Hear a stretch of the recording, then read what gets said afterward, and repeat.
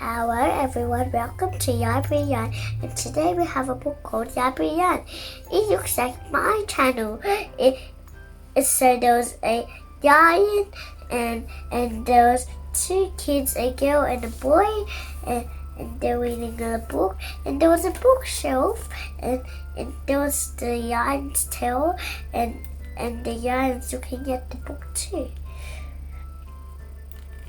By Michelle Knudsen, illustrated by Kevin Holtz.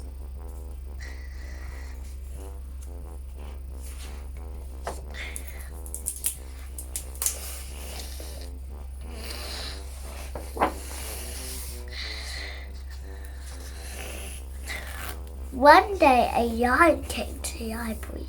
He walked right past the front desk and disappeared between the bookshelves.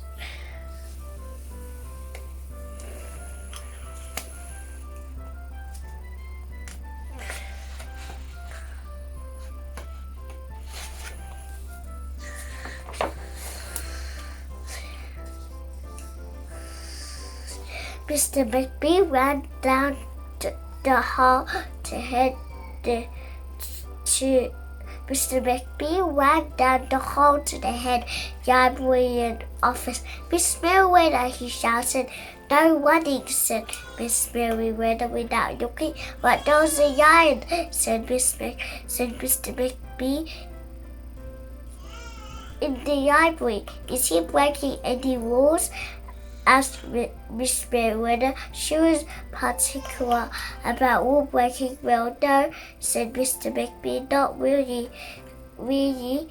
Then the lion wandered around the library. He sniffed the card index.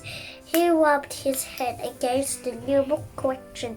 Then he padded over to the story corner and went to sleep. No one knew what to do. There weren't any rules about lions in the library.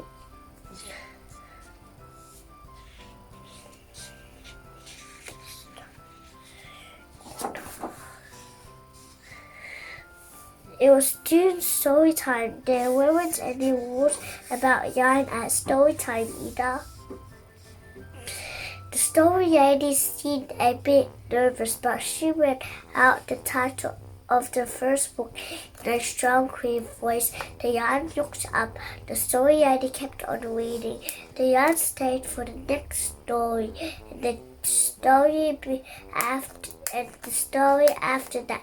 He waited for another story, but the children began to walk away.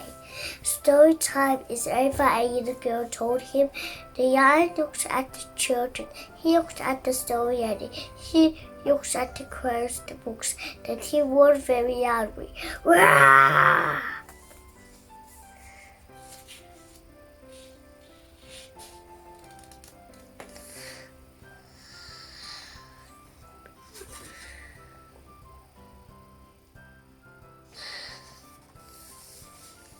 Miss Meriwether came marching out of her office. "Who is making that noise?" she demanded. "It's the lion," said Mr. McBee. Miss Meriwether marched over to the lion. "If you can't be quiet, then you'll have to leave," she said in a stern voice. "Those are rules." The lion kept on roaring. He sounded sad. The little girl tugged on Miss Meriwether's dress. "If he promises to be quiet, can he come back for story time tomorrow?" she asked. The lion stopped roaring. He looked at Miss Meriwether. Miss Meriwether looked back. Then she said, "Yes, a nice quiet lion would certainly be allowed to come back for story time tomorrow." "Hooray!" cried the children.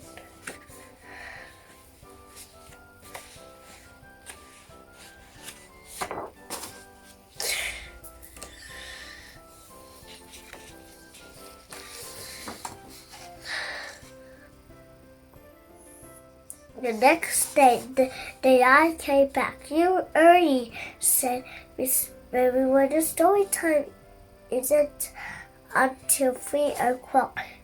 Very well, said Miss Merriweather. You might as well make yourself useful. She sent him off to dust the encyclopedias and to story time.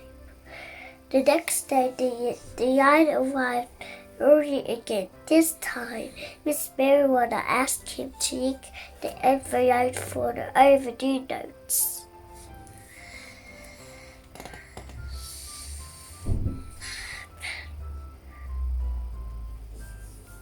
Soon the yarn started doing jobs without being asked. He dusted the encyclopedias, he the envelopes, he let small children stand on his back to reach the books on the highest shelves.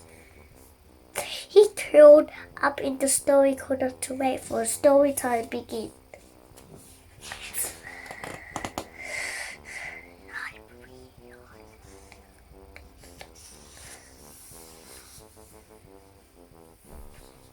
At first, people in the library were nervous about the yarn, but soon they were used to be having him there. In fact, he seemed very well suited to the library. His big feet were quiet on the library floor. He made a comfy backrest for the children at story time, and he never wanted the library anymore. What a helpful yarn, people said. They patted his soft head.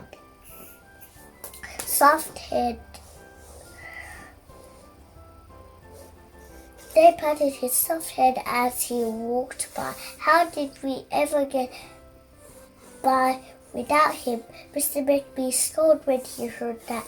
They had always managed fine before. No yarns were needed. Yarns he thought could not understand was they did not belong in the library.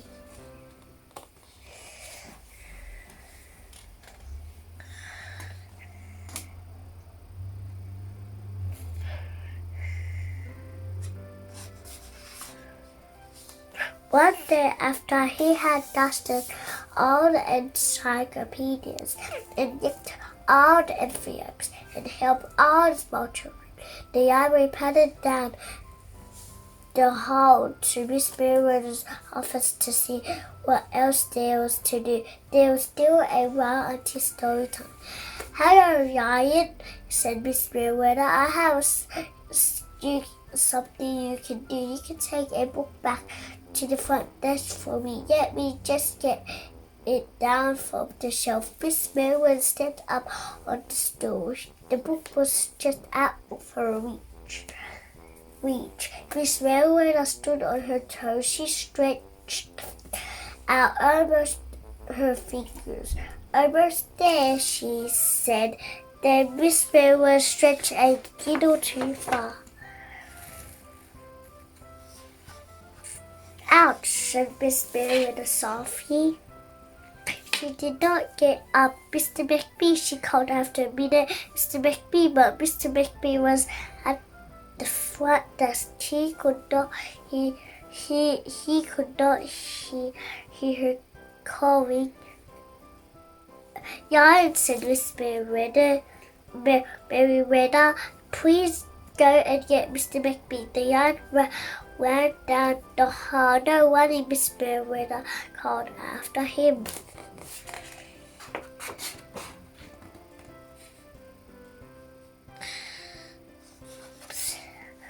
He put his big paws on the front desk and looked at Mr. McBee. You're away, yarn, said Mr. McBee. I'm busy. The yarn wind. He pointed his nose down the hall towards Miss Merriweather's office. Mr. McBee ignored him. Finally, the yarn did the only thing he could think of to do. He looked at Mr. McBee straight in the eye. Then he opened his mouth very wide. And he wore the loudest roar he had ever worn in his life.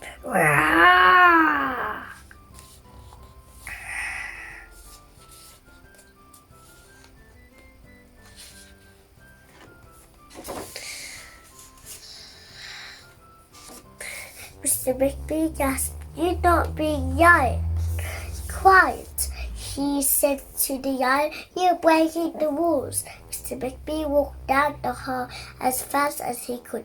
The yarn did not follow him. He had broken the rules. He knew what that meant. He hung his head and walked towards the door. Mr. McBee did not notice Miss Merriweather, he called as he walked. Miss Merriweather. The yarn had broken the rules. The yarn had broken the rules.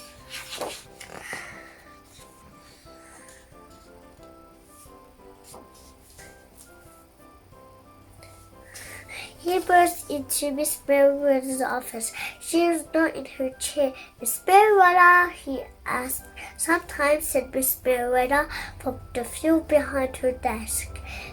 "There is even a good reason to break the rules, even in the library. Now please go and call a doctor. I think I've broken my arm." Mr. McBee ran to call a doctor. "No worry," Miss Merriweather called after him.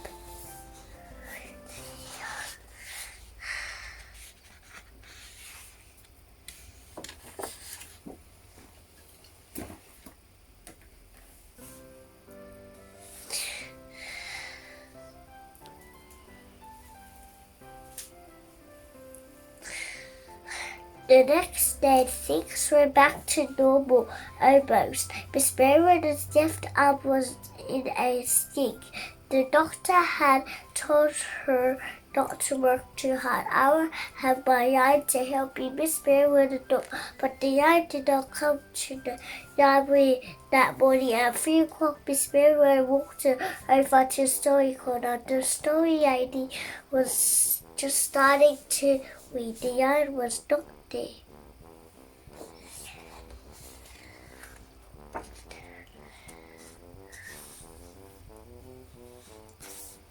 People in the library kept looking up for their books and computers, hoping that they would see a familiar furry face. But the yarn did not come that day. The yarn did not come the next day either, or the day after that.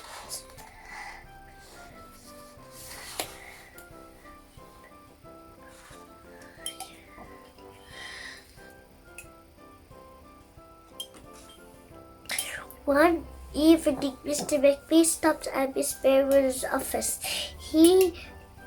As he was leaving the library, "Can I do anything for you before I go, Miss Merriweather?"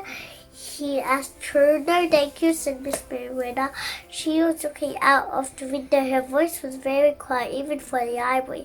Miss McBee frowned as he walked away. He thought there probably was something he could do for Miss Merriweather.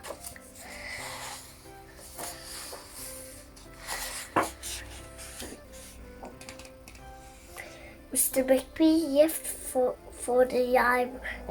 Mr. McBee left the library, but he did not go home. He walked under the nearby streets. He looked under the cars. He looked behind the bushes. He looked in the back gardens and rubbish bins and up trees. Finally, he ended up back at the library. The yarn was sitting outside looking through the glass door. "Hello, yarn," said Mr. McBee. The yarn did not turn around. "I thought you might like to know," said Mr. McBee, "that there was a new rule at the library, no rolling around. I guess you have a very good reason to say if you try to help a friend who's been hurt. For example, the yarn is Trish." He turned around, but Mr. McBee was already walking away.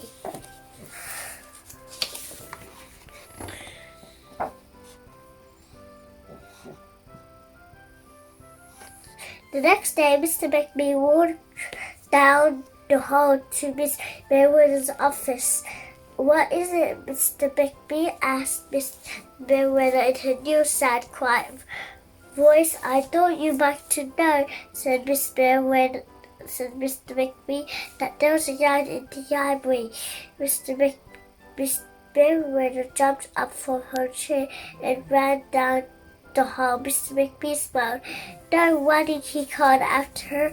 Miss Merriweather didn't listen. Sometimes there was a good reason to break the rules even in the library.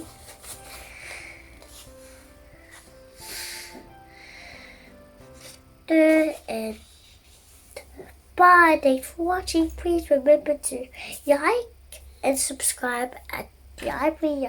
Bye.